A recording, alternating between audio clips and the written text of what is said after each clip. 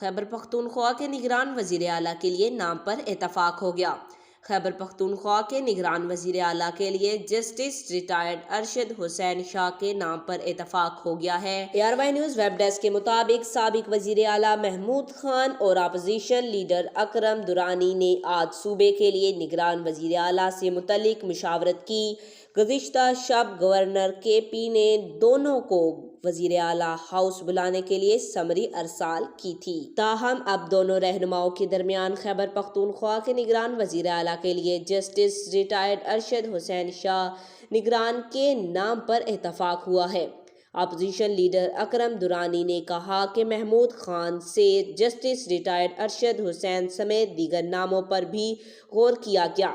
مشاورت کے بعد جسٹس ریٹائرڈ ارشد حسین کے نام پر کیا ہے۔ جسٹس ریٹائرڈ ارشد حسین نئے وزیر اعلیٰ خیبر پختونخوا ہوں گے۔